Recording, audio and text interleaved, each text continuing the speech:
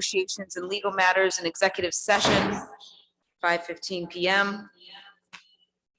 Upon a motion to enter into executive session pursuant to Mass General Laws, Chapter 30A, Section 121A, executive session of the Medford School Committee to conduct a strategy session on the basis of that an open meeting may have a detrimental effect on the bargaining or litigating positions of the Medford School Committee. Specifically, the Medford School Committee will be discussing ongoing collective bargaining negotiations with 9 separate labor units, as well as discussing a grievance filed by the MTA. Motion by member McLaughlin to go into executive session, seconded by member Graham. Roll call vote. Member Graham. Yes. Member Hayes. Yes. Member Kretz. Yes. Member McLaughlin. Member Mustone. Yes. Member Rousseau. Yes. Mayor Longo Kern. Yes, 7 in the affirmative, 0 in the negative. We're going to head into executive session and we will come back out on the floor, hopefully right around 6 o'clock.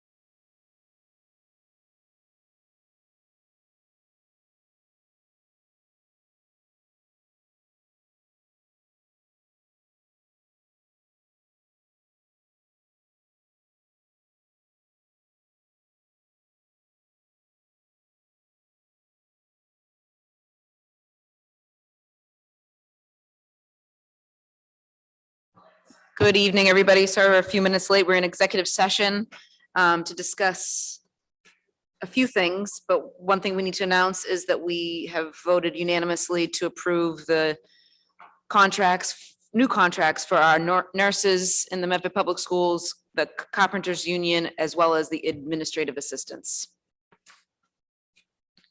Next up, we have the consent agenda, which is bills and payrolls, committee of the whole meeting minutes from June 29th, 2022, regular school committee meeting minutes, September 12th, 2022. Motion to sever the committee of the whole meeting minutes from June 29th. Motion to sever by member Rousseau, seconded by member McLaughlin. All those in favor? Aye. All those opposed, motion is severed. Can I just ask a question? I didn't have bills and payrolls in my packet. Is that intentional? I did. I have,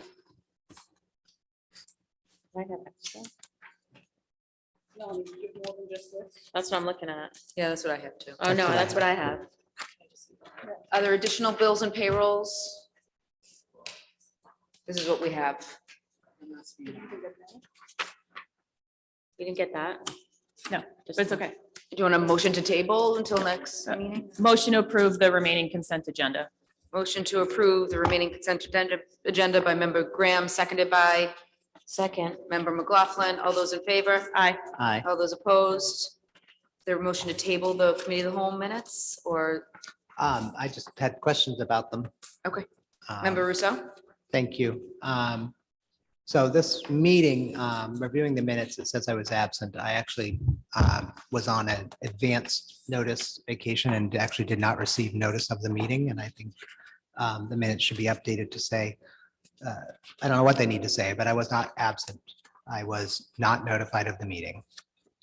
So it's a very important distinction since I've missed only one meeting ever for illness, and I take attendance very seriously. So I don't know if we want to just change the where it says absent to say absent, failure to notify. Yes. That's Excuse me. acceptable. I guess, I have a question. If member Rousseau is finished, I'll Yeah. move on to member McLaughlin. Yeah.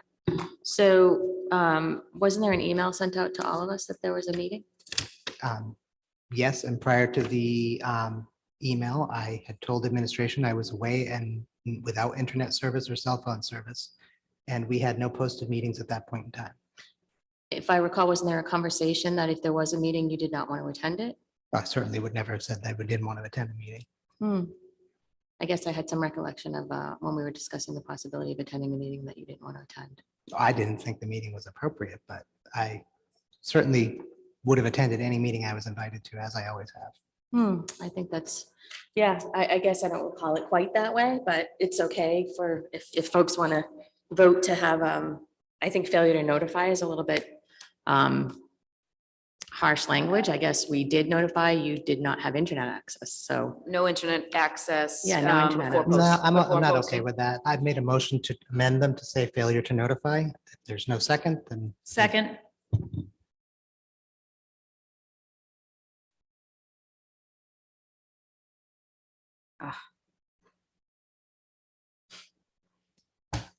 Motion by member Rousseau, seconded by member Graham. Roll call vote. member Graham, Yes. member Hayes, Yes. Yes. member McLaughlin, No, member Mastone. Member, so yes, Mayor Longo Kern. Yes, 6 in the affirmative, 1 in the negative. Motion passes. Is there a motion for approval of the minutes? I have one more question, I'm sorry. Reading the minutes, since this is the first time aware of the meeting, I mean, I was aware that there was a meeting while I was away, but I'm reading it and there's a lot of there's all these motions with no language that says what the motion was. There's motion to accept what was perhaps talked about. I just don't know how anybody can take action off of these minutes without actual language saying what was approved. So this is a comment. I wasn't there. I'm assuming when it says motion to accept changes, that there were really changes. But reading through the minutes, I don't think anybody who wasn't present could reasonably know what it was being asked to happen and by whom. So those are comments on the minutes. But I would still vote to approve them because there's nothing being asked to happen here, as far as I can tell.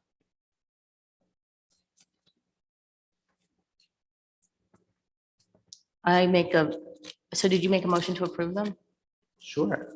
I mean, Motion for approval by member Rousseau, seconded by Second. member McLaughlin. All those in favor? All those Aye. opposed? Minutes are approved. We have no reports of subcommittee. And then there's a motion for suspension of the rules by member Kretz to take out of number 6, which are reports of the superintendent. Number 4, request for approval for trip to France. Dr. Peter Cushing, Assistant Superintendent of Enrichment and Innovation, and World Language Teacher Marie Nyland.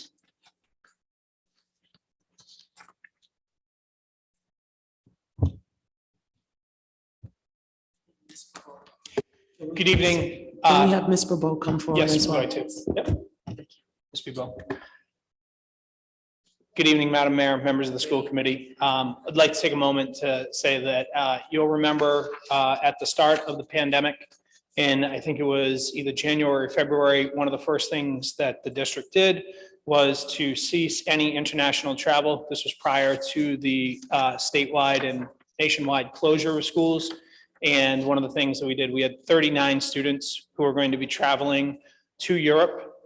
We suspended that trip. We're able to secure students' money back and in large part. And we are here tonight for these two phenomenal members of our staff to request approval to start that process for a trip this April. And I will turn it over to Ms. Bebo and Ms. Nyland to go through the further details. Thank you. Good evening, ladies and gentlemen. How are you? So long I was here.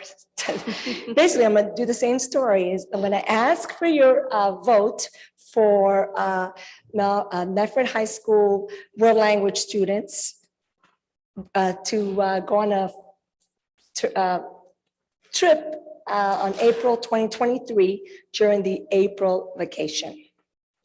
Okay, so let me see. We're going to be working with the same company, which was Travel by Design. I think you all got the itinerary and the insurance wording that I had given to Mr. Cushing, and he read it, and it looks like everything is good with that. So basically, yeah, we haven't advertised it yet. However, I am teaching a level 4 French class this year. And since they were my level 1 French students, I kind of promised them we were gonna have this trip when they were seniors, and they're seniors this year. Like Mr. Cushing was saying, we had to cancel the last one. We had 39 seniors going. It was phenomenal. We were working with the same company. They all, they did get all their money back except the $100, which was the airline deposit that they had put.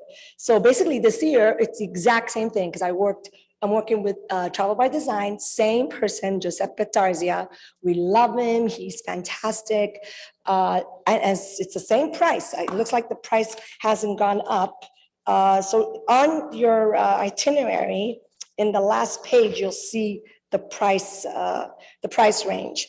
Now, the only difference this year, 2023, is that we want to limit the numbers to about 25 to 30.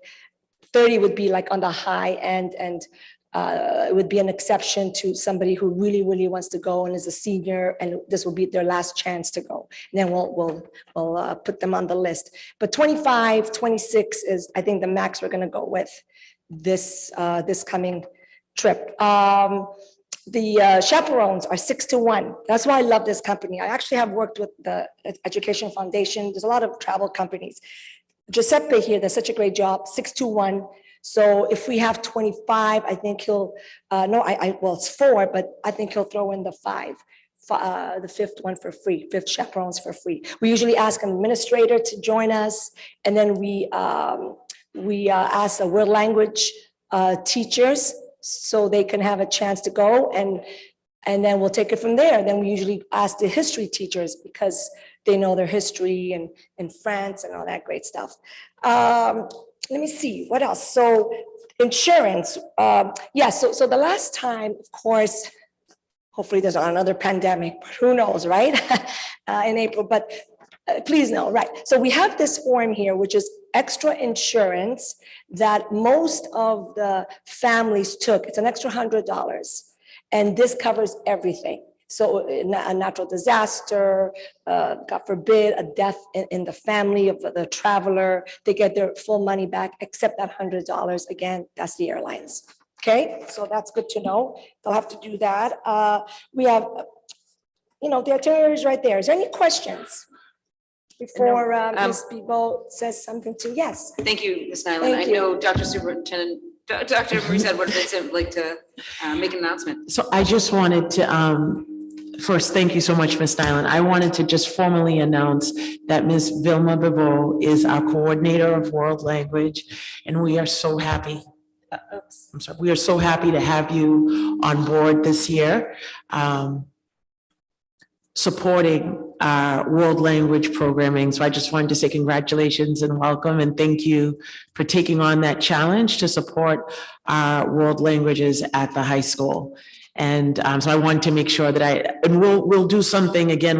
We'll be introducing and announcing more of the new administrators this year. But while you were here today, I didn't want to miss that opportunity.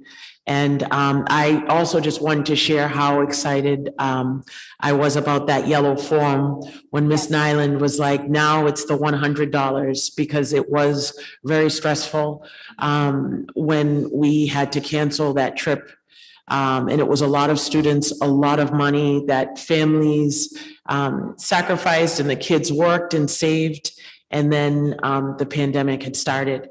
So thankfully now we have the insurance in place, and I look forward to offering our students more expeditionary learning opportunities all over the world when possible.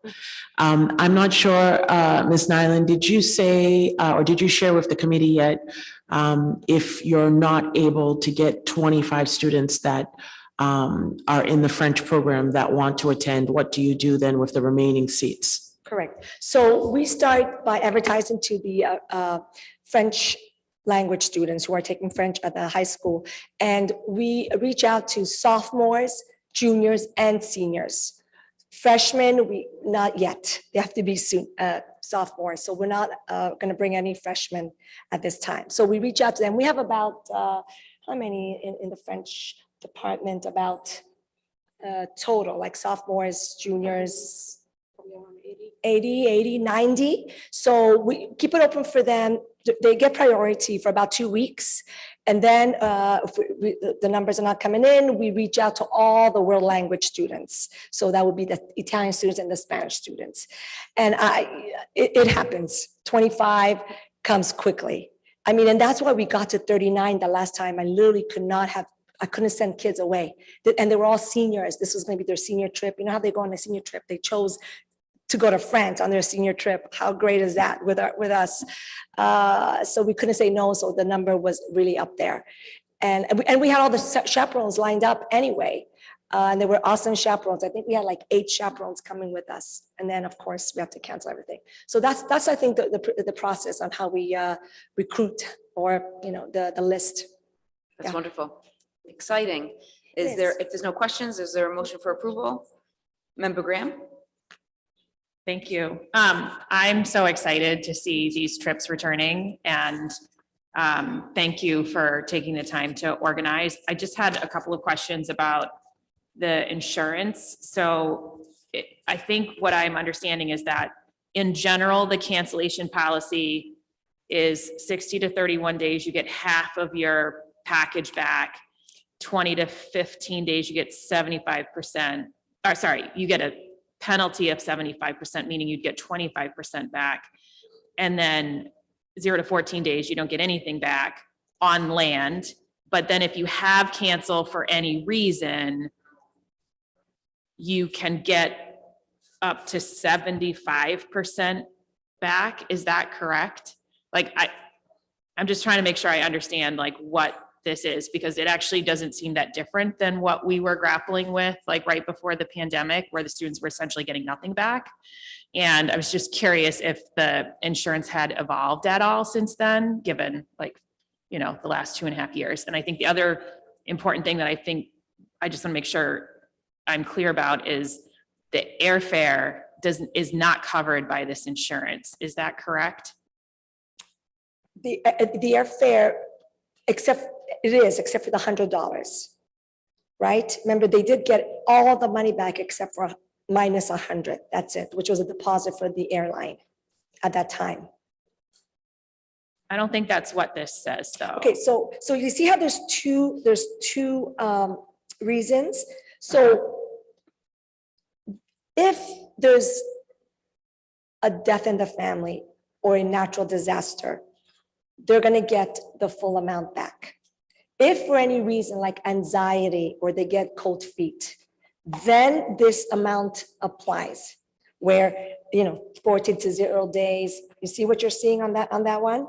Okay, If you read, it says option is highly recommended for protection from trip cancellations due to anxiety or uncertainty of travel.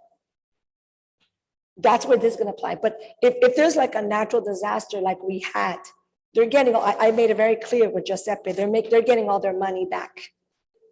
You see what I'm saying? okay. So this form governs what happens if you cancel for any reason, which is in addition to getting your money back for like the other reasons that are listed in the like details of this. Is that correct? Correct. But the reasons that you get your full money back has to be natural disasters or death in the family, or you cannot travel. But if you just don't want to go because you changed your mind and you have anxiety for traveling, you're not getting all your money back. See what I'm saying? Okay, and airfare is or isn't included in the refund? Good question. I can let you know. Okay, I just want to make sure people are In the clear. refund, if for natural disaster and death in the family, the airfare, yes, it is included. Okay, It's included.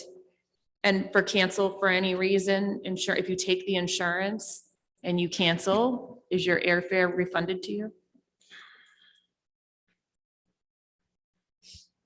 I'm trying to read this.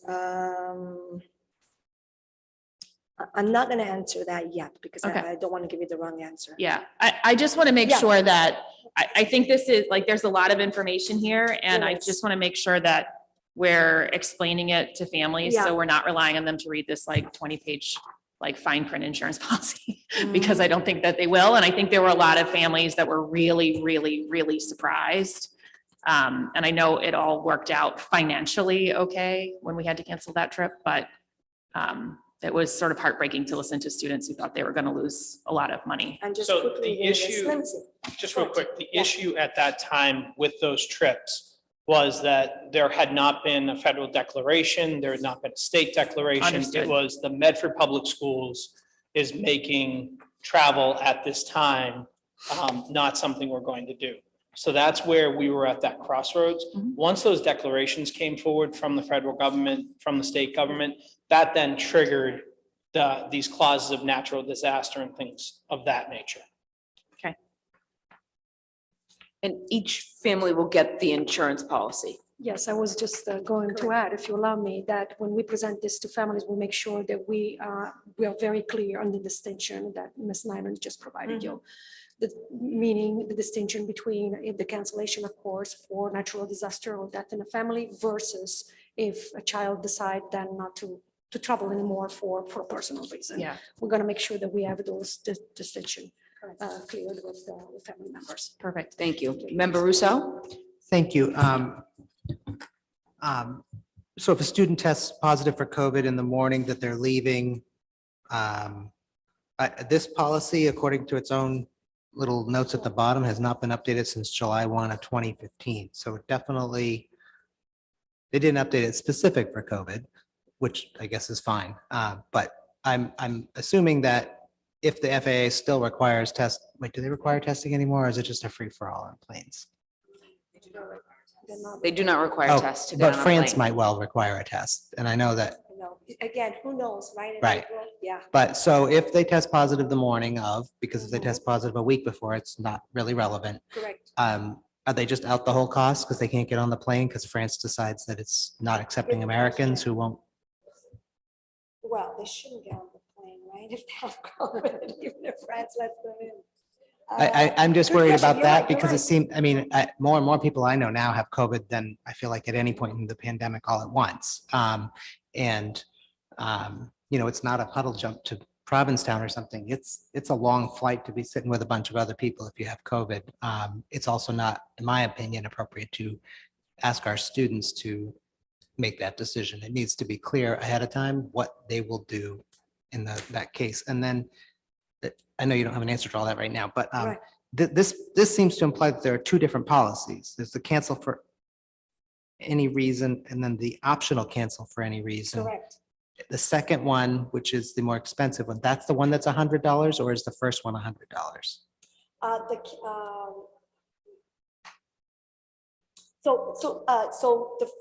The first one is included, and then if you want extra, Got it. you see how up on top where it says, and charge $100 for optional CFAR insurance. You see the first thing? the I line? did. Yep. Thank That's you. it. Yeah. So That's- I guess until we have an answer on the student who tests positive for COVID the day before or the morning of, I'm a little uncomfortable with just one part of this. If the optional cancel for anything covers a student who tests positive the morning of the first flight, I feel like maybe we should make it a policy this year that people have to pony up the $100.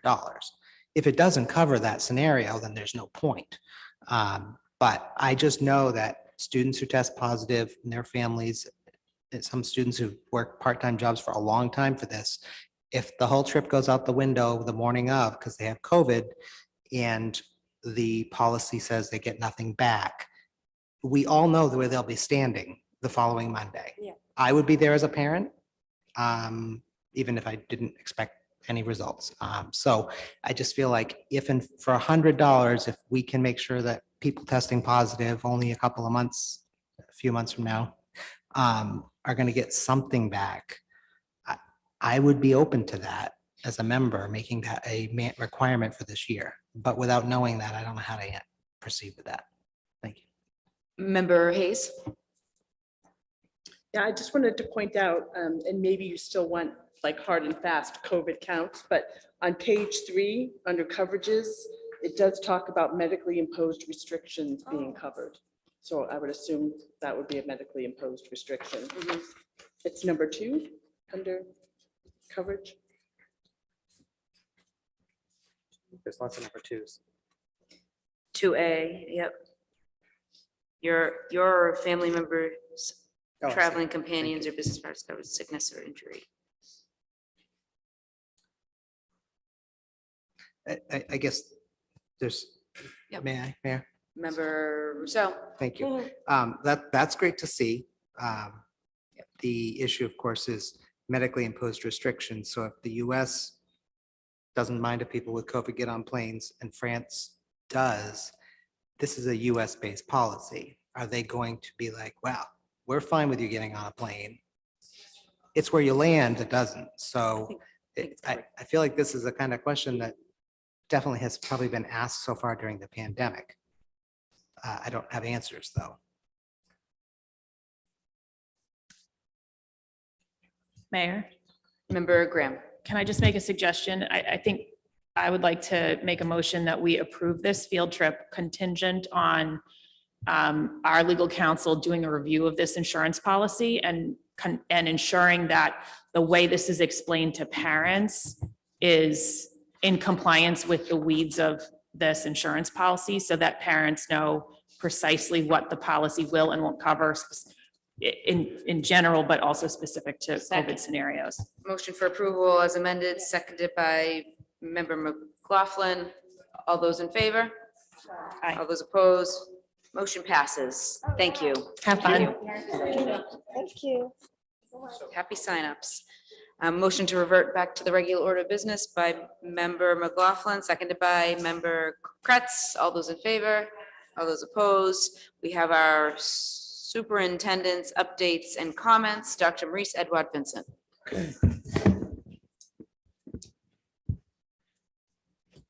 Good evening. The Medford Public Schools We have begun to host curriculum and meet the teacher information nights at all of our schools. This past week, both middle schools, the McGlynn Middle and the Andrews Middle School, held their events. The McGlynn Elementary School and the Brooks Elementary School also welcomed parents and caregivers. This week, the Missatuck Elementary School will be holding theirs on Thursday, the 22nd, from 5:30 to 7:30 p.m. And next week, the Roberts Elementary School and Medford High School will be holding their events on September 29th. It is critical and important, very important, that parents and caregivers can put names to faces and feel the ability or want to be as actively an active participant in their child's educational success this year. Also, we are very happy just to have the opportunity for parents to come in person and once again get back to running schools in a normal way. So thank you, and I hope as many parents as possible come to support curriculum nights and meet the teacher nights. Yesterday, I want to applaud Mustang alum, Mr. Dave McGilvery, who directs the Boston Marathon, for hosting the successful inaugural Run Medford event yesterday. A number of our school PTOs were able to raise funds and run as runners and walkers. All ages throughout the district and the community were able to enjoy this beautiful and historic race day. Our own mayor, Brianna Longo-Kern, was just one of the hundreds of runners who participated yesterday. And I don't know, Mayor, you were sharing that you ran a very fast mile. Do you want to tell us that number? No, I just want to say how sore I am from doing that. Anyway, it was a beautiful event. I know you did it in under 6 minutes. 6:50. 6 minutes and 50 seconds. So that's fabulous, fabulous. So thank you to our Mustang alum, Mr. Dave McGilvery, for bringing such a wonderful event to Medford. I also want to wish and thank our Hillel students at Tufts University for reaching out to partner with McGlynn Middle School to provide an after-school program on Tuesdays and Thursdays. This student-run organization was designed by the Hillel Community Action Partners, a social justice initiative to provide direct community action to students in both Medford and Somerville. On Tuesdays, Hillel presents engineering activities, and on Thursdays, it presents art activities. Both days, the Hillel students will also offer tutoring and homework support for our students. The program will begin tomorrow and will run weekly until December 9th. I also would like to express a very special thanks to Mr. Anthony Petrellis.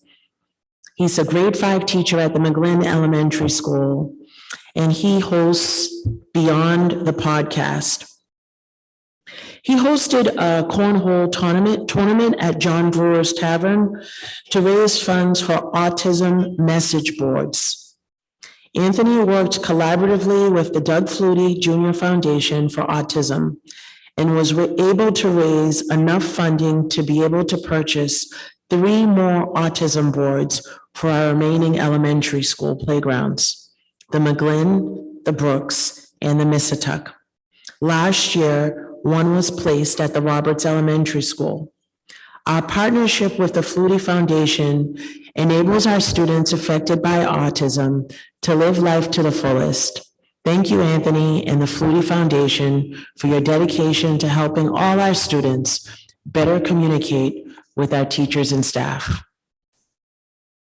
I also want to share that currently the Medford Family Network is in the process of collecting new or gently used Halloween costumes for infants and children up to the age of 8.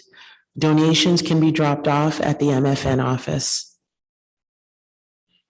Also, on September 15th, that marked the beginning of National Hispanic Heritage Month. It runs until October 15th. It is an annual celebration of the history and culture of the United States, Latinx, and Hispanic communities who have enriched our country. This year's theme is inclusivity for a stronger nation, to encourage that all voices are represented and welcomed to help build stronger communities, including ours here in Medford. Also, on an athletic front, our middle school teams, they will begin their GBL competitions this week. The fall middle school sports teams are baseball, softball, and cross country. A few key upcoming events. This Wednesday, September 21st, the Medford Vocational Technical High School cordially invites you to the dedication of their memorial garden. The ceremony will take place at 2:50 in the Vocational High School courtyard. On Saturday, September 24th, this Saturday, the Mustang Band and Color Guard will be hosting the New England Scholastic Band Association's competition. This event will begin at 4 p.m. at Hormel Stadium. There will be 11 other high schools that will be competing. Our students have been practicing really hard. It's really a fun family event. And I believe it's about $10 a ticket. And there will be concessions. So it's a big fundraiser for our band as well. So I hope you're able to come out and support the New England Scholastic Band event this Saturday at Hormel. On Monday, September 26th, there will be no school, as we wish all of our Jewish students, staff, and families a happy and healthy New Year. On Wednesday, September 28th, please mark your calendars. The city's Board of Health will be offering the Omicron booster, which is the new one that just came out, from 3 to 6 p.m. at the Council on Aging. Please register on the city's website. As I mentioned, next Thursday will be both the high school and the Roberts Elementary Schools back to school nights. At the Roberts, they do have a schedule 5:15 to 7:45 p.m. Grades 4 and 5 are 5:15 to 6. Grades K and 1, 6:10 to 6:55. Grades 2 and 3, 7 to 7:45 p.m. In closing, I would like to share 2 quotes with you. The first one is in celebration of Hispanic Heritage Month. I will quote Lin-Manuel Miranda, the American actor, singer, producer, and playwright. The fun for me in collaboration is working with other people. It just makes you smarter. That's proven. Collaboration has always been an important part of both my leadership and educational platforms, and I will continue to do so. Lastly, Queen Elizabeth II was laid to rest today after an unprecedented 70-year reign. For a long time, the Queen was one of very few women leading at a time when our world was very male-dominated. She once said, and I find this fitting for where we are right now, we may hold different points of view, but it is in times of stress and difficulty that we most need to remember that we have much more in common than there is dividing us. May she rest in peace. Thank you. Thank you, Dr. Edward Vincent. Number 2, we have superintendent's goals for 2022, 2023. I'm going to turn it over to you again, Dr. Edward Vincent. Okay. Thank you. So before you, you have my goals, proposed goals for school year 22-23. I'll be presenting on 3 goals: the district improvement goal, the student learning goal, and the professional practice goal. The district improvement goal this year for 22-23, the Medford Public Schools will improve the systems and structures that directly impact student services and operations. Improved outcomes or plans to improve outcomes will be seen in student transportation, communications, and facilities operations.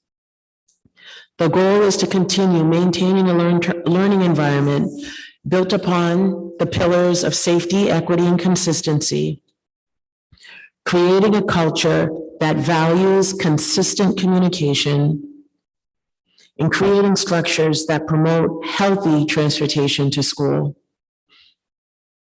So one of the things we are proposing to do is to establish modern and accessible bicycle racks at schools.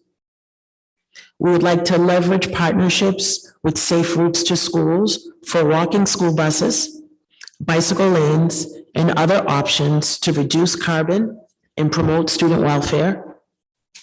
3, consistent communication to families across all schools and student services such as athletics, counseling, career services, and student governance.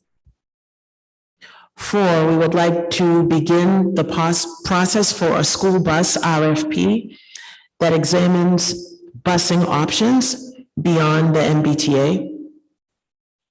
We would also like to convene the Capital Planning Committee to examine building systems and create a replacement timeline. And we would like to fully collaborate with MSBA, Massachusetts School Building Authority, to improve facilities and building systems.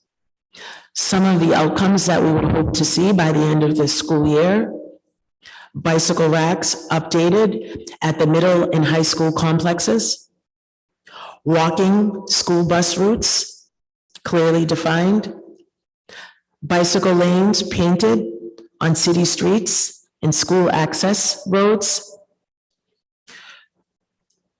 looking into purchasing a communication platform that is used regularly by all schools and student servicing groups, such as Talking Points, which we have invested in this year, possibly S'mores and others. We're still continuing to research additional communication platforms that can be used consistently across all schools. We have launched a new website, and the hope is in the near future to launch a new district smartphone app, which is connected to the newly updated website. Also, by the end of the school year, to be well on our way with the school bus contract that responds to our student transportation needs, and have the Capital Planning Committee conduct reviews at each of our schools. Under my student learning goal, because again, student learning goals do take time to see results, we are still prioritizing early literacy in Medford Public Schools. And so as we are working on prioritizing early literacy, we would like to continue to implement interventions in literacy to improve outcomes for all of our students by deepening teacher and principal knowledge, again, of early literacy practices. And at the same time, we would like to be maintaining a district-wide focus on instruction and assessment through the continued use of NWEA MAP. Some of the key actions: we're going to continue to support the development of our early literacy program. We are continuing to work closely with DESE and following the DESE guidelines, which includes our dyslexia guidance through the implementation of the Enhanced Core Reading Instruction Program, ECRI. Continue to provide professional development for our teachers, support and coaching. We are continuing our partnership with Hill for Literacy during this school year for 22-23 school year. and the continued use. This will now, we are coming upon our first year of NWEA MAP, which is again, the Northwest Evaluation Association Measures of Academic Progress. So we are continuing to use the NWEA MAP assessment. So for outcomes, we want to see consistent full implementation of equity across all K-2 classrooms within the district. And we will be able to identify and see that visible implementation of the science of reading, the best practices that are being taught to our teachers during literacy blocks, also through conducting early literacy learning walks district-wide. And we will be very intentional and strategic about our analysis of data and literacy outcomes, looking at progress from the beginning of the year and then looking at our mid-year benchmarks and end-of-the-year benchmarks. Beneath that, it says accountability, and this is new for this year. And I say that this will be the measurable goal that I would hope at the end of the year we are able to see our students achieving. It's an ambitious goal, but my hope is that we will be able to see significant movement. We would like to see 100% all of our students at the 4 elementary schools in the aggregate demonstrate growth again at the 50th percentile or higher based on the RIT scores.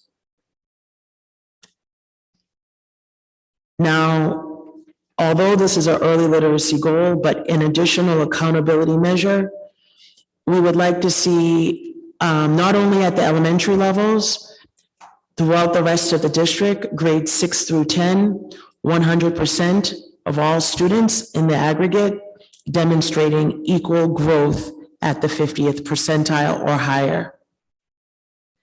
And we would like to see 65% of our students meet or exceed their projected growth targets on the NWEA MAP assessments by the spring of 23. And so last spring, partial presentation on NWEA MAP was presented. There were other indicators that, other pieces of information that needed to be presented as well. And so right now, schools are still administering the beginning of year assessments. So when we complete the beginning of year assessments for NWEA MAP this year, we will be presenting to the committee the results of the fall and looking at the results of last year and showing a comparison from 1 year, because now we have a full year cycle to look at from the beginning of the year last year to how we performed the beginning of the year this year to see what direction our students are moving. And we are hoping, we're very optimistic that we're going to see positive movement, continued positive movement and growth. So I will be presenting that to the committee in the coming weeks, once all of that data is available, and addressing as many pieces that were on the original request, as many pieces as possible that we are able to present now that we have more data to be able to paint a fuller picture of how NWEA MAP is in Medford Public Schools. At the bottom of that goal, I have a small star just showing that the RIT scale is a stable scale, similar to feet and inches, that accurately measures student performance regardless of age, grades, or grade level. And so this is the information that we will be using. My third and final goal is my professional practice goal. And my previous years that I was presenting my professional practice goal, I always listed NISSP because I participated in DESE's new superintendent's induction program, which is where the NISSP NSIP came from. And I participated in the supplemental programming that they had. And so now I have transitioned, and I am now participating in Leading Now. And I am part of Mass Ready. And these are two additional professional development groups. Leading Now is a national group and working with superintendents from across the nation. And Mass Ready is Massachusetts school superintendents that are participating in professional development around racial equity, diversity, and inclusion. So it's referred to as Ready. And so I am actively participating. I am helping to support and co-facilitate when asked at many of these events, and supporting and mentoring and working with other superintendents. And I also, some of the outcomes that I have listed, again, continuing to leverage the expertise and collective knowledge of superintendents across the state, seeking input and incorporating suggestions from our own MPS Race Equity Task Force, leading and learning about Ready and providing mentorship, and also continuing to work collaboratively with our Middlesex County DA's office, their anti-bias, anti-hate task force. And I presented, I was part of a panel last week speaking to the new assistant DAs that have just come on for this first year. So I am continuing to do that work, and these professional development sessions take place on a monthly basis. And those are my goals for this year. Thank you. Thank you, Dr. Edward Vincent. Any questions, or Member Rousseau? Thank you. I really appreciate these. Thank you. I have a question, and honestly, maybe it's new or I've just not heard of it. The capital planning committee would consist of who exactly? So as of right now, it's mostly central office, but we would definitely like to broaden that, the capital planning work, and we can work in collaboration with one of the subcommittees. I'm sure we can definitely do that, but we wanted to at least have the district improvement goal be inclusive of, I'm trying to think of how it was ordered to me, the other aspects of the district that aren't always connected to academics and learning, but are equally important. And I would be remiss to say that I have had the opportunity to speak with many members and many conversations and received feedback and consult from many of you to help inform these goals. So I do hope that everyone can kind of see a little bit of trying to their input. That is my hope, and that I will continue to work collaboratively with the committee. Thank you, Mayor. Dr. Just want to follow Member up. Rousseau. Thank you. So this is the timeline for replacement. This is not looking at what we might replace systems with, right? Because I just want to be sure, like, we don't presently have a policy, requiring any new equipment be carbon neutral or not be a carbon based. But if this is just a timeline, like this system in this building is going to die in this year, this one's going to die in this year, and this will just lay out a roadmap. And then at some future date in a dream world, when those dates arrive, we would be then talking about how to spend money and what to replace them with, right? Is that? Yes, that is it. And we also, when possible, we always work collaboratively with Alicia Hunt and like consulting with her, like the project, for solar panels or just different things like that, where she will always support us. I think there's even some, with the bicycle racks and just trying to do things to enhance the community and be thinking of health and safety. We definitely will create partnerships with the community and the city for the advancement of the district. Thank you. I mean, I just replaced my water heater like 3 or 4 years ago. And I got rid of the regular water heater and I got an on-demand water heater. And the only thing Mass Save had at the moment was, maybe it was 5 years, was a gas-based on-demand water heater, which I got, which is great. It won't die for 35 years, but that also means for 35 years, I can't be carbon neutral in my house. So when we're making decisions along that, it doesn't feel like the superintendent's goals is the place to insert policy like that. But I just wanted to be clear that this is not about planning for spending money, because we all know that the carbon-free versions will always be more, well, they'll be more expensive for a long time. But thank you for clarifying what that means. Okay. Thank you. Thank you. Member Graham?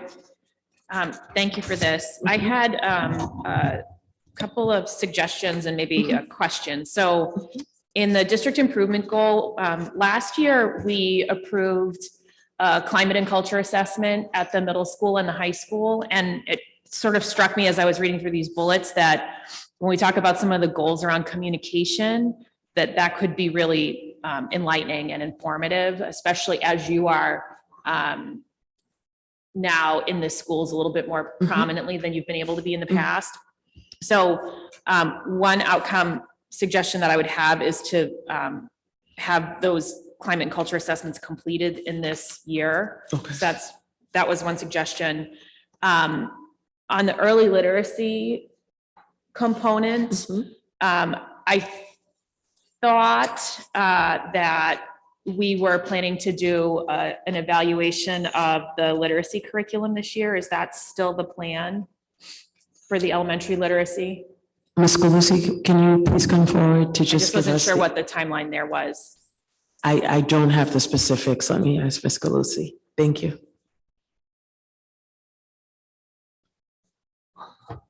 There we go. Good evening. Yes, we're going to be using our partnership with Hill for Literacy, the company. They're going to start in January, and they're going to do what's called a core program review, which means they'll be working with all of the staff in each building. So everyone will kind of have a hand in that process. And it should culminate with a selection of a new program by May. Great, thanks. Yeah, no problem. So I think that is another like substantive piece of work that's really well aligned with this literacy goal that you might want to include in the outcomes that process gets underway and is completed. And then I had one question under the accountability. I did really like that there were some numbers here, so thank you for that.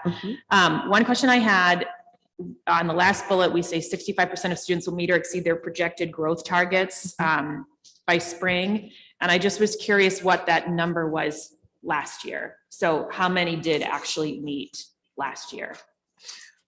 So last year, I don't have the hard number because one of the, with the NWEA map, there are a few exceptions that I want to like share. One, for example, we are providing the assessment 3 times a year.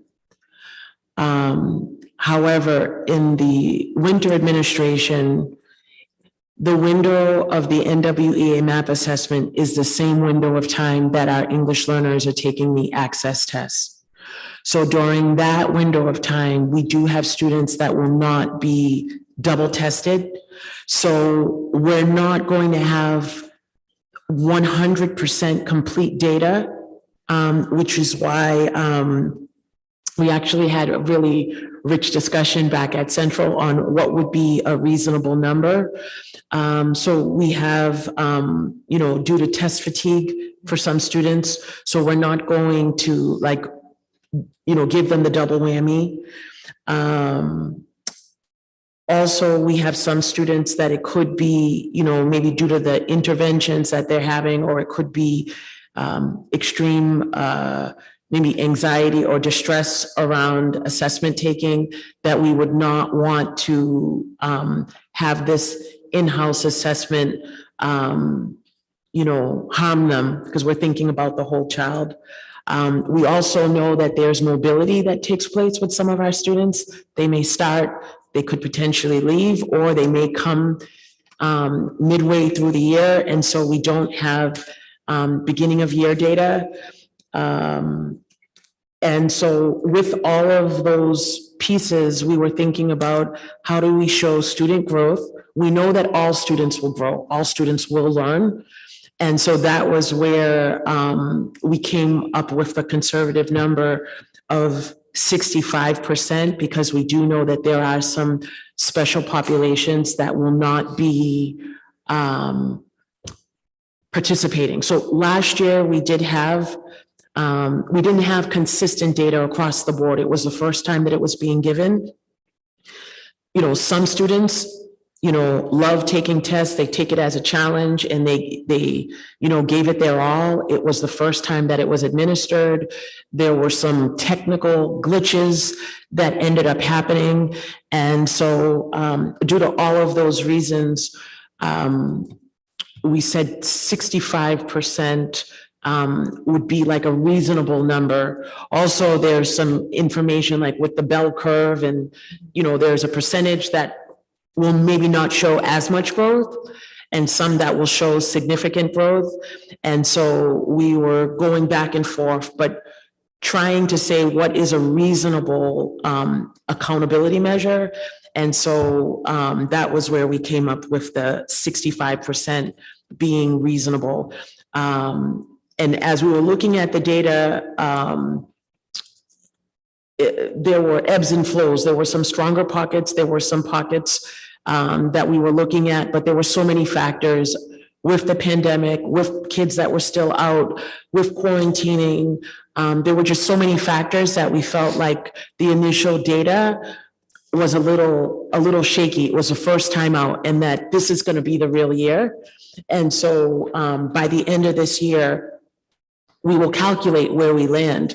And we're not sure. Like, I'm saying 65 and the data could say that it's really 55. Or the data could say, you said 65, but actually it's 75%, which, you know, would be even more fabulous.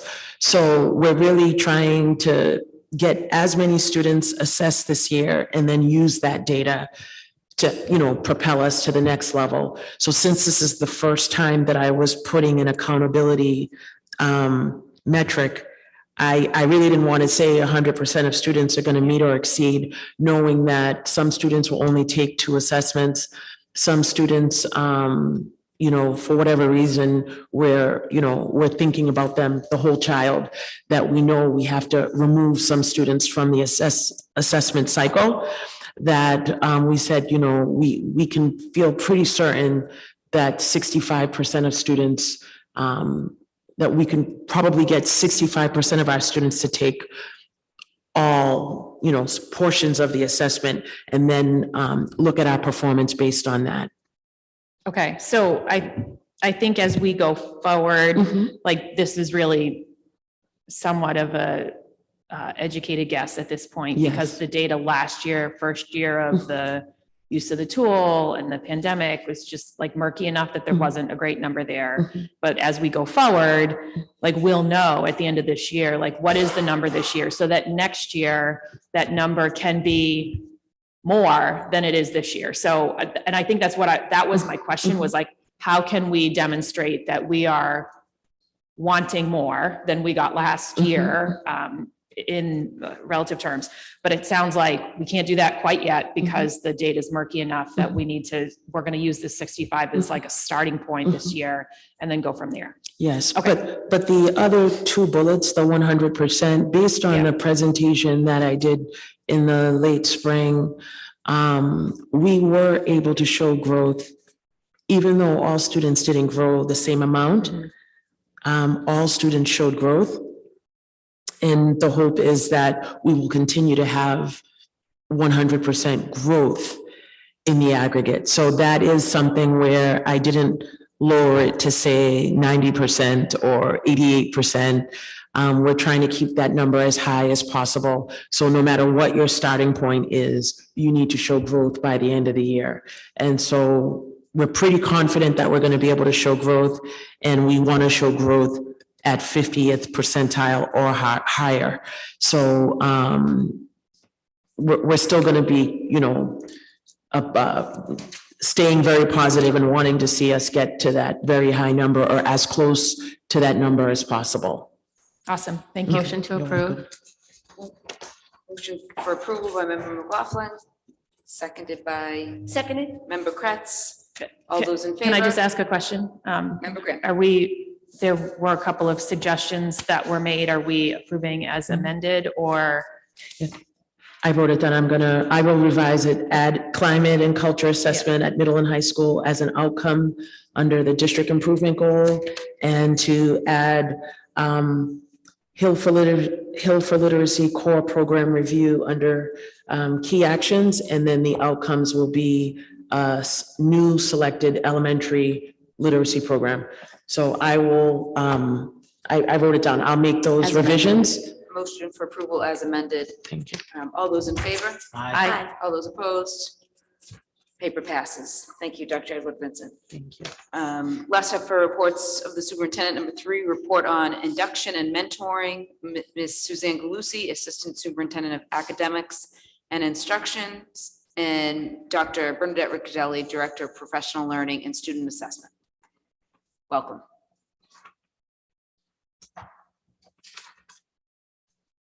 Good evening.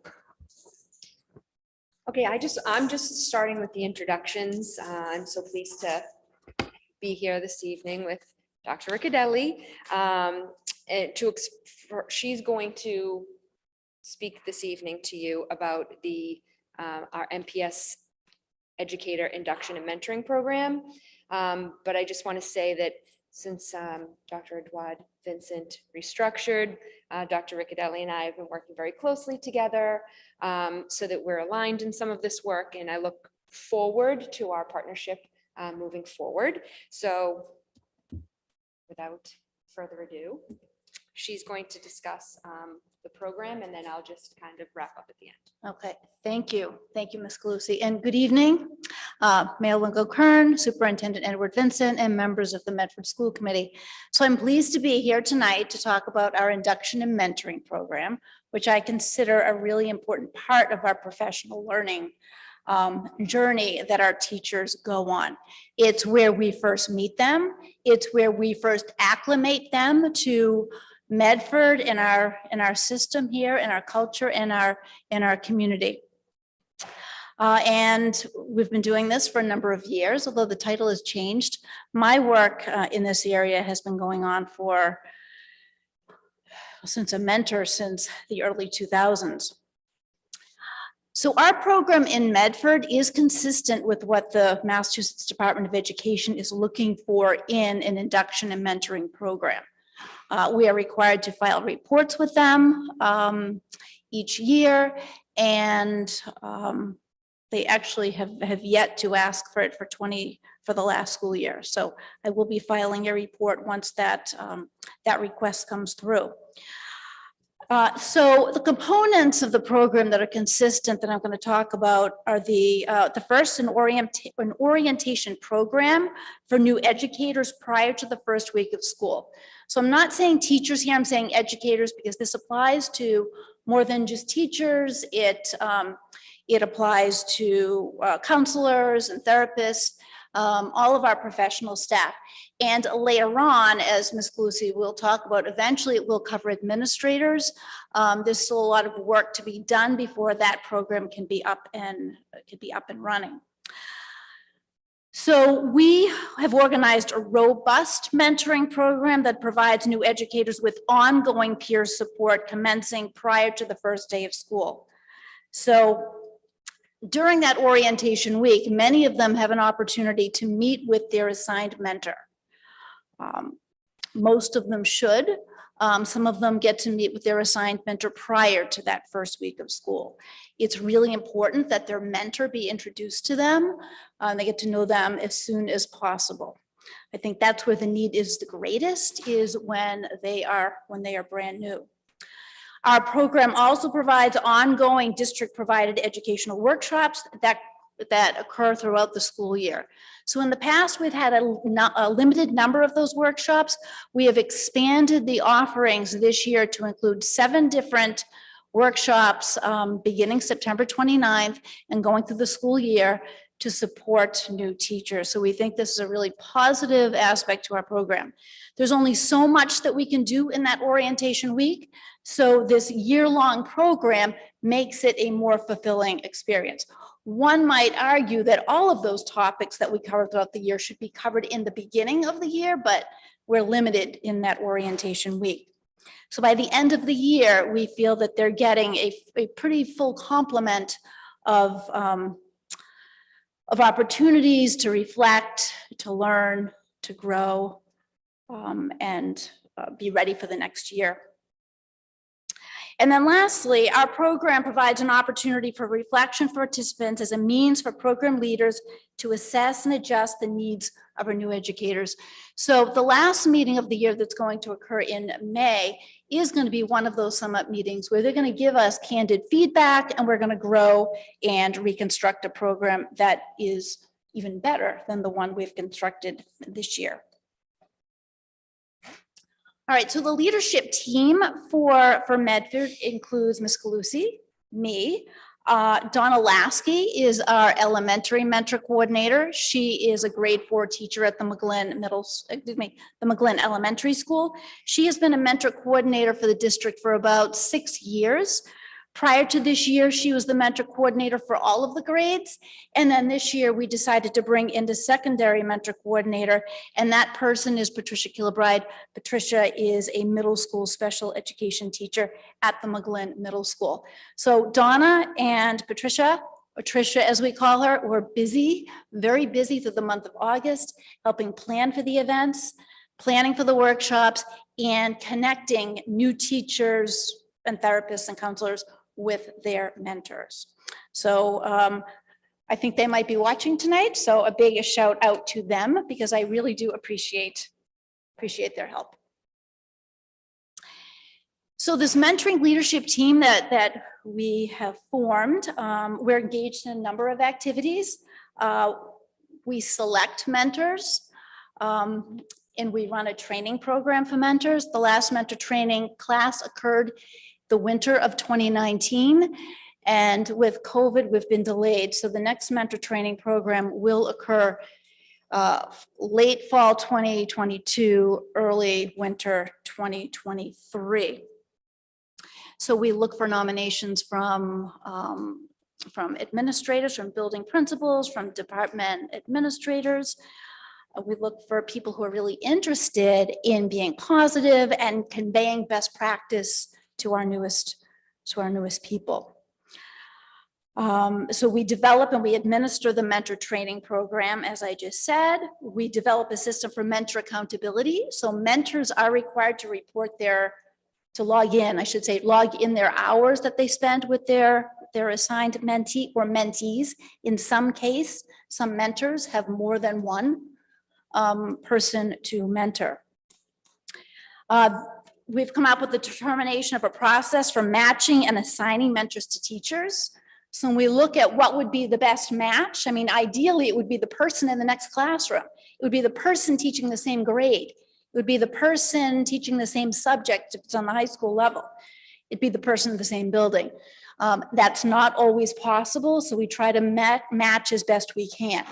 Hence the need for another training class to occur, because we've lost a few mentors along the way. We've had several retirements. We really need to bolster our pool of qualified mentors.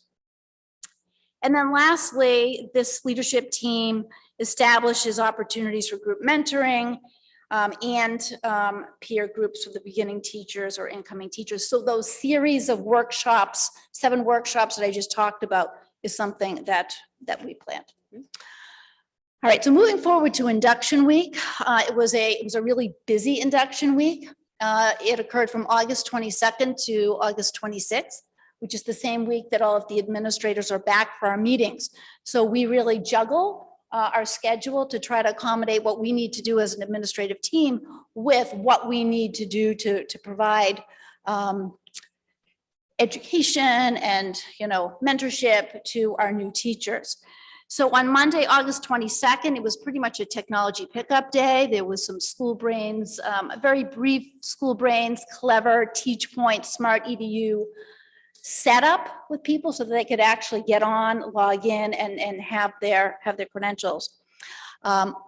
Some hiring occurred after this point, so throughout the week, we were trying to play catch up with people who had been hired later in the week.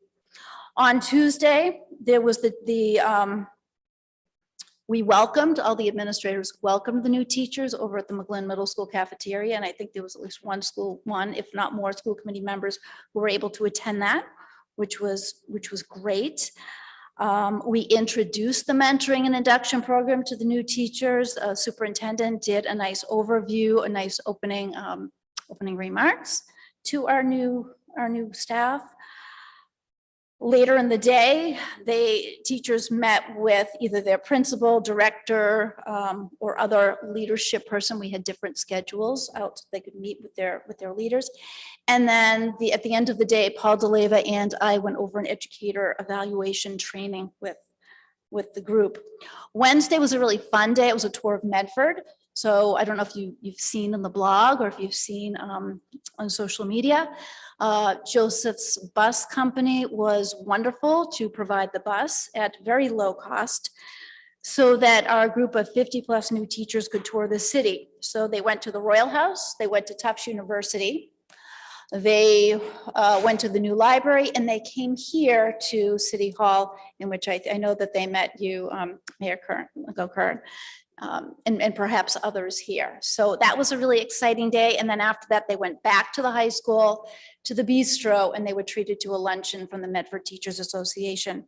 On Thursday, the focus was on curriculum training for elementary, and then for secondary, they engaged in the various student orientation programs that were occurring at the middle and the high school. And on Friday was a more extensive school brains training and a disability awareness seminar. So you can see the breadth here. Again, this is enhanced with the larger year-long program that we established. You can see, for those maybe looking at home, we had a picture of, you had it up, Tufts University, again, Royal House, the library, and City Hall.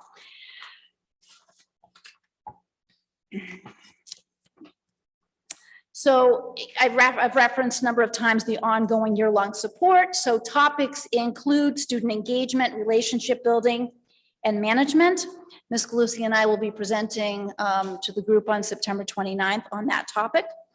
Other topics include supporting students in the Medford Public Schools, educator evaluation, including showcasing your evidence, time management and self-care, bias and assessment curriculum and learning, cyber safety and technology integration, and then lastly, that share-a-thon evaluation, reflection, and feedback.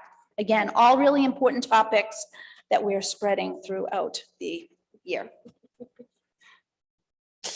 Thank you. So Dr. Riccadelli highlighted on this piece just a little bit, but as of last year, the Department of Education now has similar requirements for induction and mentoring for administrators. Don't really know it took so long, but here we are. So one of the things that Dr. Riccadelli and I are doing is pretty much trying to build that program quite similarly to what you just heard for educators, so that the professional development and mentoring opportunities for new administrators are also sustained throughout the year. So they will have there, just as the teachers do, these ongoing professional development opportunities that you just heard reference, the 7. That is in addition to, as Dr. Riccadelli mentioned, the individual mentor sessions that teachers have to cover various other topics. So that similar platform we're utilizing right now to create the Administrator One, and we'll have a little bit more detail for you on that once it's finalized. And if you have any questions, please let us know. Thank you very much. Thank you very much. Member McLaughlin? Thank you. Thanks for the presentation. I had a couple questions. It's good to see the mentoring program, and great to see Trish Kilbride as and both of the mentor supervisors. I'm wondering how many mentors are there and how many new teachers are there? So there are 60 new teachers, 60. And right now, I'm thinking of our list, I believe we have 48 active mentors. And as you said, some of them have more than one mentee. Yes, some of them do have more than one mentee. So we have 48 mentors. There are a few that for whatever reason couldn't take a new educator this year. So in several cases, we've had to double up. And in the past, I mean, people have had 3. That's what I was wondering. Do any have 3 or more? There may be one person with 3 this year, and that was more of a voluntary. That was, well, it's all voluntary, but I think this person had reached out and wanted 3. Thank you. And then the list of sort of events was really helpful, and the list of the professional development, right? Is that the professional development that they're being offered? That was the list on the 4th Yes, page. these are the topics. And I'm just wondering who provides that professional development? Is that internal or external or? That's a little bit of both. So we are still kind of finalizing and putting the finishing touches on some of that, but we are looking to capitalize on the resource that we do have within the district, as well as partnering with some of our organizations externally from Medford Public Schools. So it kind of depends on the topic. Thank you. And is there any DEI training at all? Diversity, equity, inclusion? Yeah. So part of that, I believe, let me just pull it up. It's, yeah. The part of that is, well, first of all, I do want to just say that part of that work is not another. So it's kind of the equity piece, the DEI piece is woven into everything that we do. Mhm. But specifically, the topic about bias in assessment, curriculum, and learning will cover a piece of that.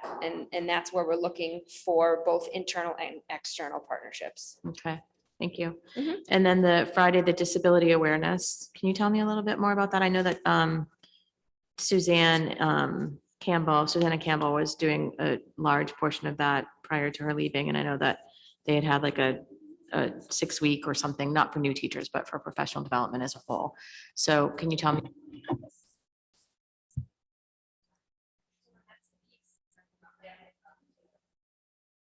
I guess we were timed out. We're going to be partnering with Joan Bowen, Director of Student Services. I believe, I don't want to speak for her, but I believe that work is now being done by Lauren Perillo and Kim Clinton. Oh, and Julie Santos. So both coordinators, excuse me, Special Education Coordinator Lauren Perillo and Special Education Coordinator Julie Santos. Sorry, my mic was off. And how long was that training? I know the one previous, and again, this is for mentors versus, I was just gonna staff. say, That was, yes, it's two Yeah, different so things. I think that what you're talking about is during induction week on the Friday. Is that? Yeah, you're that's what I'm talking about So that workshop was provided by Kim Clinton and Lauren Perillo. And that was an overview. This is what we do in Medford. This is what we're looking for. This is what we're required to do. So it really was it was an introduction to get everyone up on the same page with regard to requirements, access, and with regard to special So- education requirements. Thank you. So that was entered as like special education or disability awareness? It included both. I don't know, Joan, if you have anything. So it was definitely taking the disability awareness workshop that we do in the spring and Mhm. really fine tuning it for, I think it was about an hour long that they spoke to the new staff members. It That's wasn't really long enough. fine-tuning It wasn't long enough. But we encourage them to, when we do offer this workshop in the spring, for them to continue the work. Okay. The topics were about special education, but also what a disability looks like in your classroom. So what an accommodation may look like, a visible versus invisible disability. So it was a broader topic that we hope that we will get more in depth with the disability awareness workshop, but also they work with their special education coordinators. They have monthly department meetings that we go over this, and we will reach out to any general education teachers, with any information or questions that they may have about it as well. Thank you. And I guess that just one more question, Mayor, if you don't mind, Are special education teachers and general education teachers integrated across mentoring? I'm not sure what you mean. Are they mentoring each other, or is it strictly, special ed, gen ed? Not necessarily. It could be a general education veteran teacher who's mentoring a special education teacher and vice versa. So it just depends on the numbers and who's available. Right, so, when we talk about what the best way to match, location matters, grade level matters, department. So in some cases, yes, a lot of thought goes into those matches, and Donna and Tricia do that with consultation with me and Ms. Galusi as well. So it crosses, because that's the best way I can answer. Thank you. Thank you so much for the presentation. Thank you. Great to hear. Yes. Thank you.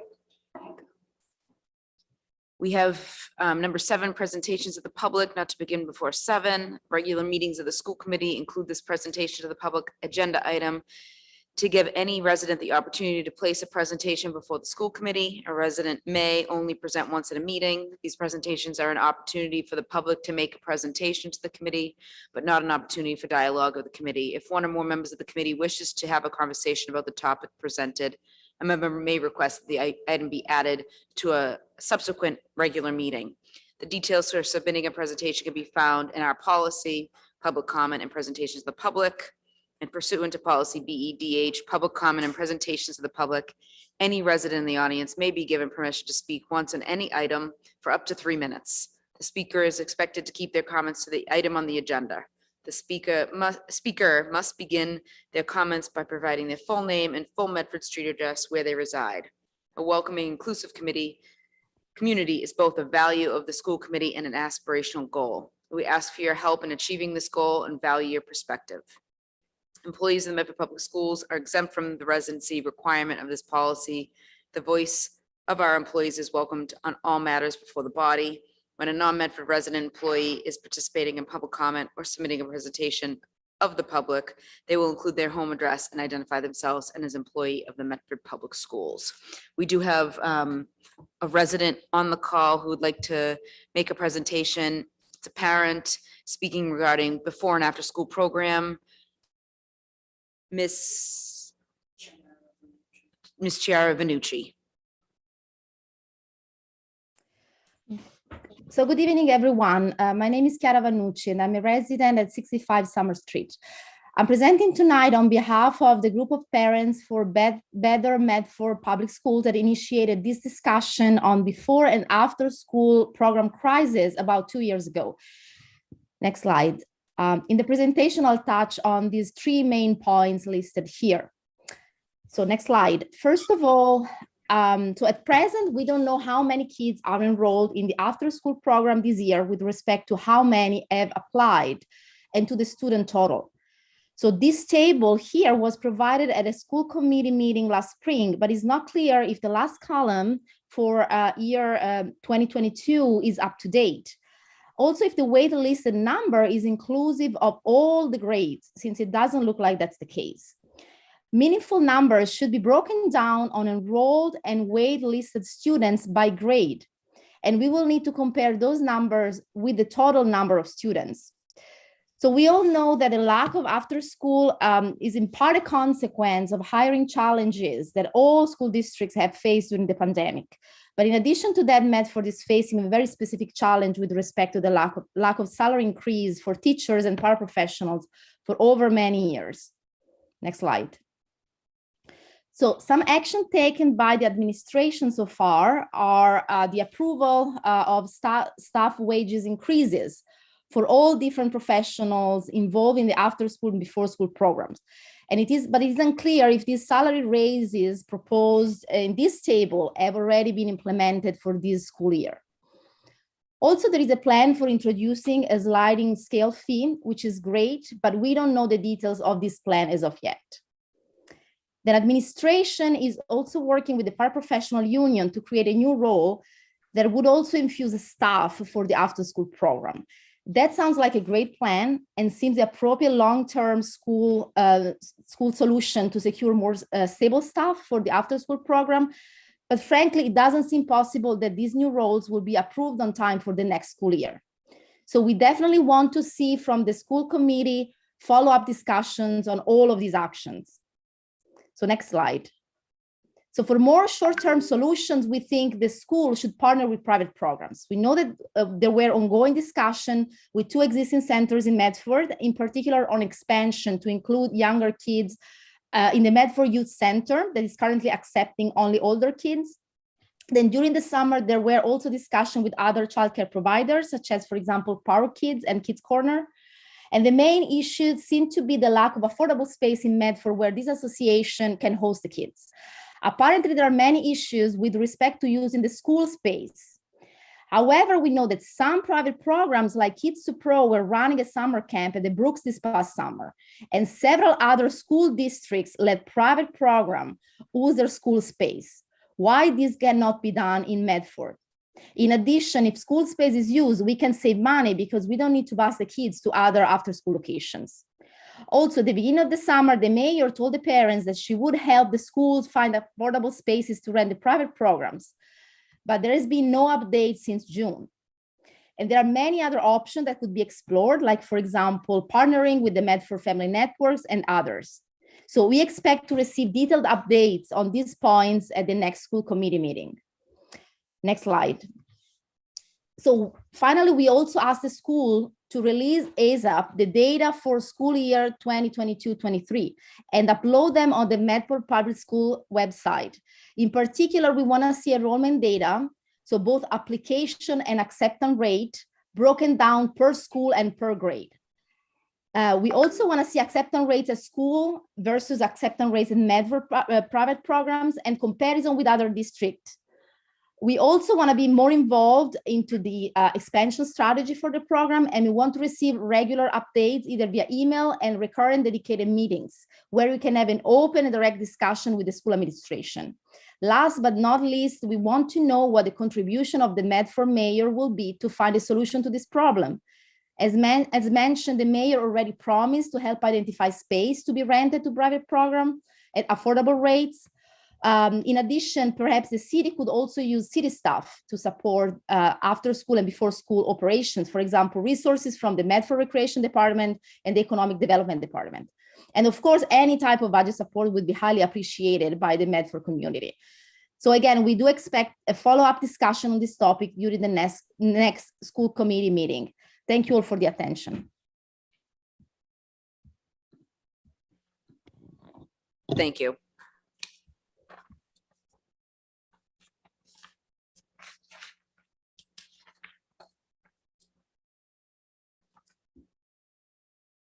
Would you like somebody to suspend the rules to allow Mr. Murphy to speak? Suspend the rules to allow Mr. Motion. Murphy to speak. Yes, Member Kretz, seconded by Member McLaughlin. All those in favor? All those opposed? Mr. Murphy.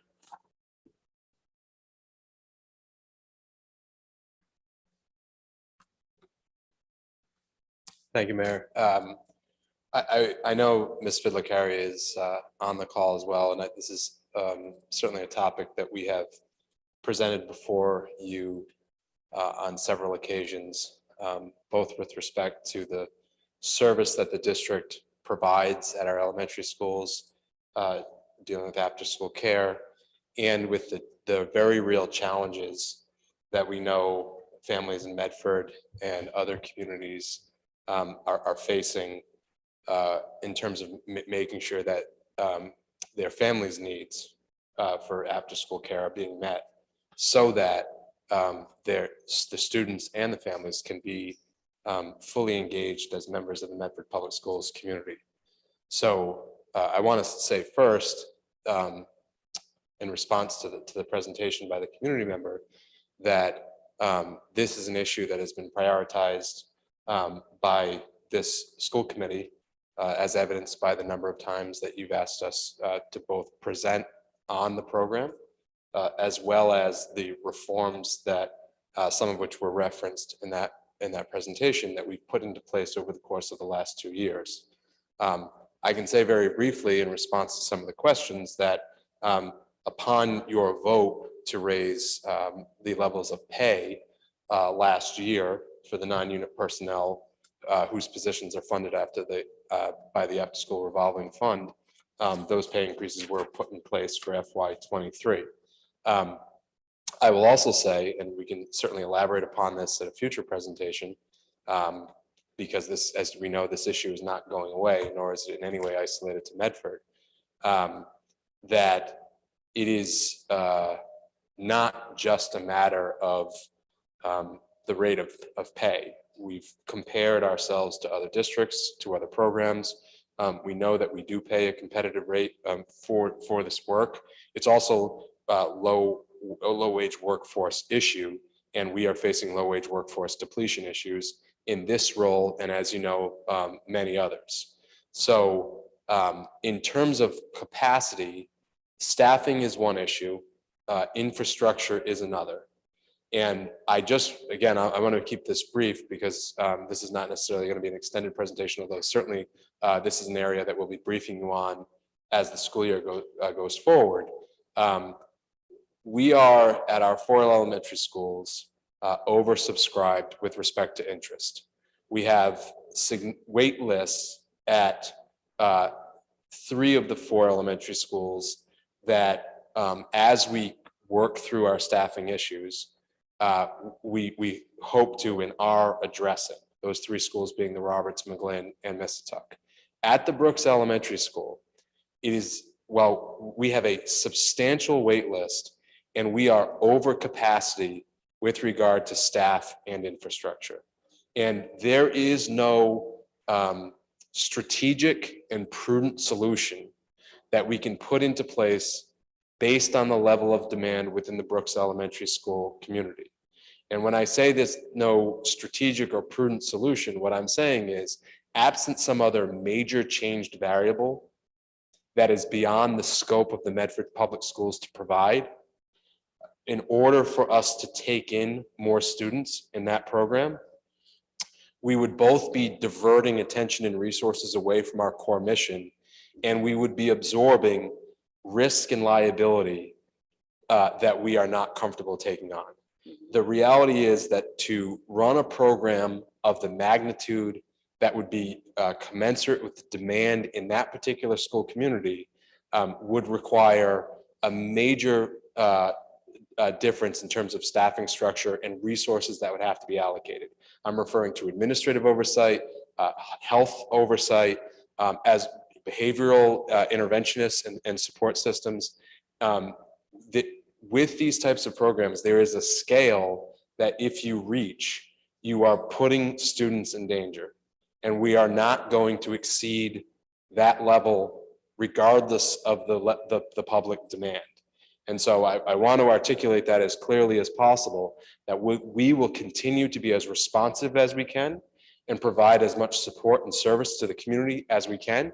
Again, in order to serve the purpose, not just of becoming a daycare facility, but for members of the Medford Public Schools community to be fully fledged members of the Medford Public School community. That is the goal that we share with this committee. We're grateful to the mayor for her support and the amount of dialogue we've had with her administration. So this is a goal, but it is not a goal that is going to supersede our core educational mission. And there are logistical limitations that we run up against. That won't change. With respect to how we will continue to whittle the wait list down to the best we can at the other 3 school communities, which there's just, at the moment, there's less demand. Though that's information that changes, is very fluid. It changes on a daily basis, or certainly a weekly basis. And later in the year, we will provide additional updates about some of the other staffing strategies we're using to try to offer as much support as possible so we can at least have an equal level of support across the 4 elementary schools. Thank you, Mr. Murphy. Thank We you. look forward to an update. We have continued business 2022-40 offered by Member Rousseau. This is a second reading. The following policies are rescinded, so they are no longer necessary because state law covers these matters. We have no specialized language expanding upon the laws, and the MCAS policy manual no longer offers these policies in their template system.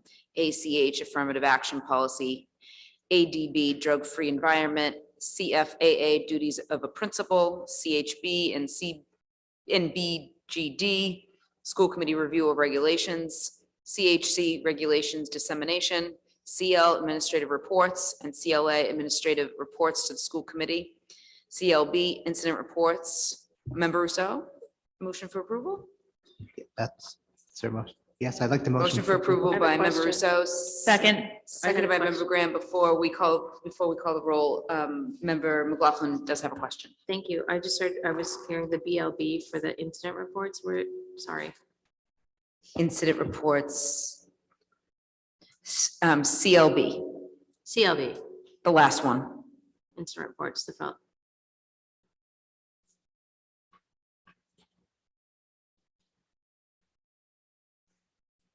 Okay, thank you. All those in favor? Aye. All those opposed? Paper passes. 2022-41 offered by member Rousseau. This was tabled last week on 9/12/2022 for a chance to read the resolutions. The school committee must vote on each of the resolutions from the report of the resolutions committee of the MCAS to provide the delegate to the MASC delegate assembly guidance on how to vote during the assembly to be held on November 4th, 2022. The full language of the resolutions can be found on the on the MASC website, including the materials on September 12th, 2022. The first is regarding sanctuary laws for transgender students. Is there a motion for approval? Motion to approve? By member Rousseau, seconded by Second. member Graham. All those in favor? Aye. Aye. All those opposed? The resolution number 1 passes. Resolution number 2, to increase the maximum balance allowed by the Special Education Reserve Fund. Motion to approve? Motion Second. for approval by member Rousseau, seconded by member Graham. All those in favor? Aye. All those opposed? Resolution passes. Resolution 3, membership of the Board of Elementary and Secondary Education. Motion to approve. And if it, yeah, and we can always read to the be it resolved part if anybody has questions, because we do get in our packet.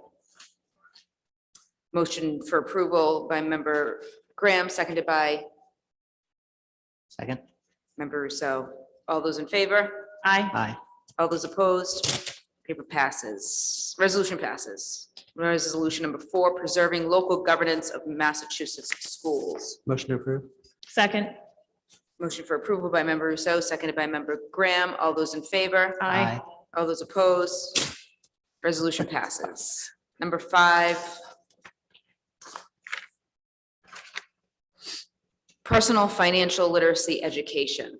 Motion to approve. Motion for approval by member Graham, seconded by member McLaughlin. All those in favor? Aye. All those opposed? Resolution passes. And last but not least, resolution 6, establishment of a regional school assessment reserve fund. Motion to approve. Member Graham, approval, seconded by member McLaughlin. All those in favor? Aye. Aye. All those opposed? Resolution passes. The votes of the Medford School Committee are considered binding on the delegate unless the language as presented at 9/12/22 meeting is different from the language up for final adoption at the delegate assembly on November 4th, 2022. The reason votes are otherwise considered guidance is that the exact language voted on during the assembly can be modified by amendments during the assembly, and returning to the school committee for a vote on the final language is not possible. We do not have any new business or reports requested. We do have 2 condolences, if you mind if I read them. The Medford School Committee expresses its sincere condolences to the family of John Fagone, a senior custodian who worked at the McGlynn and Roberts School. The Medford School Committee expresses its sincere condolences to the family of Mary Barrett, a former 2nd grade teacher at the Fulton Elementary School and the first female ever appointed to the Board of Directors of the National Football Foundation Hall of Fame, and the first female to be appointed to chair the Hockey East College Tournament Committee. If we all may take a moment of silence. Thank you.